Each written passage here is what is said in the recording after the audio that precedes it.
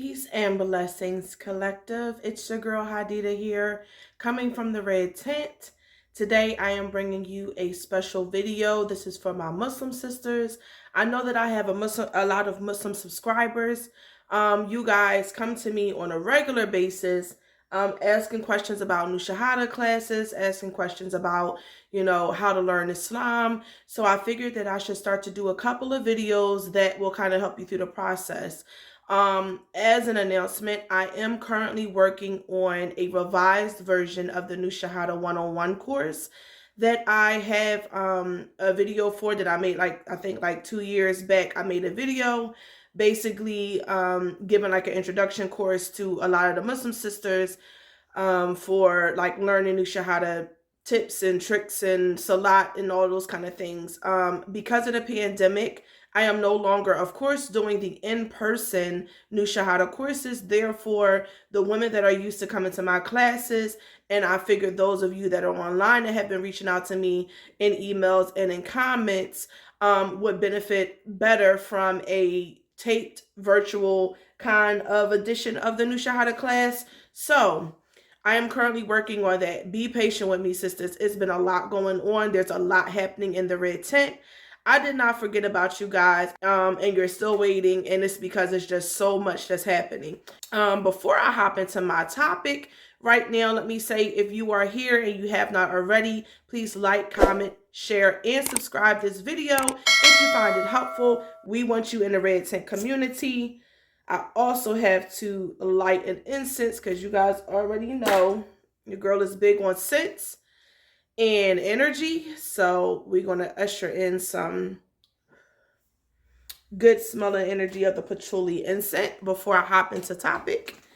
All right, so this particular video is the beginning of a series called What They Don't Tell You at the Mosque, Things That They Don't Tell You at the Mosque. Now, this series is not meant to be a jab at the mosque or those Muslim sisters and brothers who are teaching new SHAHADA classes, but these are just things that are kind of like expected for you to know, but yet are not actually said all of the time in the new SHAHADA class, or even when you go for a khutbah on Friday. So you might walk into the mosque, you might see different things, and you kind of like, well, what is that and why is that there, and what do you use that for? This is meant to be kind of like a class that baby steps you through Islam, some of the Islamic practices that we're used to doing on a daily basis, and that you should know. I cannot tell you how many sisters come to my new SHAHADA class and do not know these things. And I'm surprised because they're married to Muslim men. They are, in situations where maybe they have converted from out of Islam, but another sister, from out of Christianity or another religion into Islam, and another sister has brought them in, but these are things that they never taught them.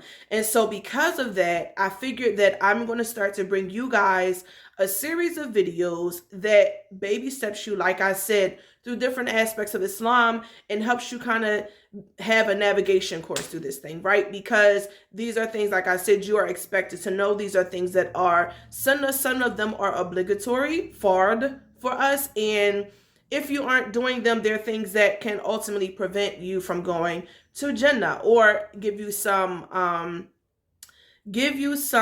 punishments in the grave before you're able to get to Jannah. So the first thing that we're going to talk about is the Istinja bottle. Some of y'all are probably like, what is an Istinja? The Istinja is the practice of washing away urine and defecation from your body, urine and feces from your body after using the bathroom before you get up from the toilet. Now, some people are like, oh, I have toilet paper. Yeah, but toilet paper does not clean the same way that water does. It is an obligatory practice of yours, or that you should introduce, for you to make Istinja. In this video, I'm going to help you figure out how you can make an Istinja bottle from some common things that you have around your house so that you can observe this obligatory practice. The Istinja bottle basically is a bottle of water that you keep next to your toilet.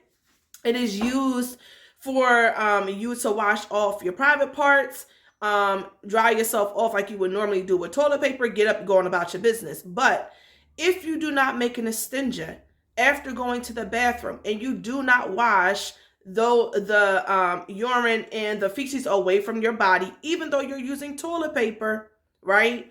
Your wudu is not valid. So there are some sisters who are, making wudu, making wudu and making salat, going on about their business, and never made an istinja. Your wudu does not hold if you do not have an istinja and you have not cleaned yourself. I'm going to show you guys. I have something simple like a Propel water bottle, right? You take a water bottle. I also have, for those of you who don't buy water bottles, something like a hydrogen peroxide bottle. Wash this bad boy out real good. Wash your water bottle out real good. The only thing that you really need is some kind of container.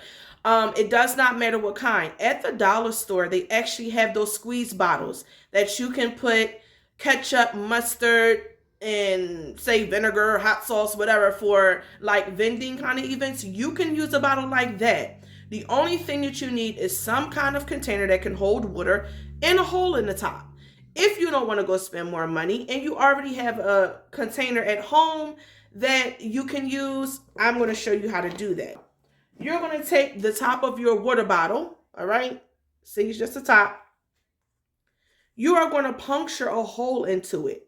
Now, I'm going to do this on a table so that I don't cut my hand up, but you're going to puncture a hole into it in the center of the, sorry y'all, in the center of the cap.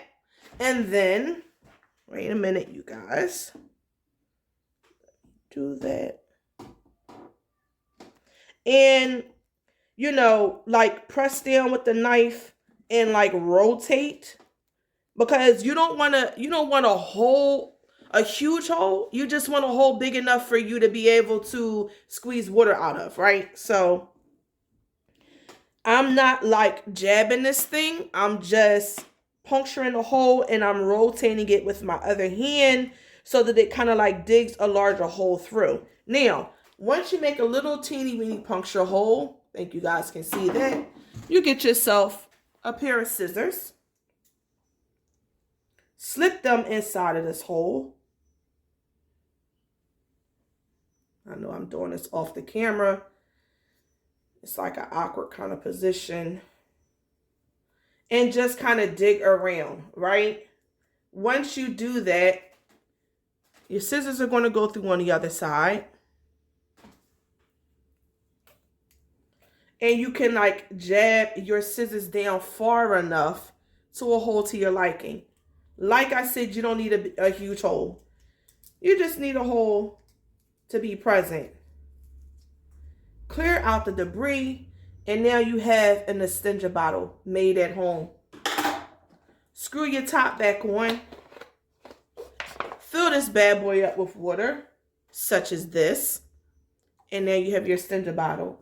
Ladies, it is imperative, okay, for you to make your Istinja every time you go to the bathroom. Whether it's urination, whether it's defecation, whatever it is, make sure that you are using your Istinja bottle, that you are washing yourself. Now, the sunnah says for you to use your left hand, wash yourself, okay? Use your left hand a total of 3 times because that's sunnah, and then dry yourself and go on about your business. In the next video, we're going to talk about what hand you use to wash yourself, to wipe yourself, to do anything that's like dealing with nudges or things that are dirty, and then what hand you use to eat and to do everything else with.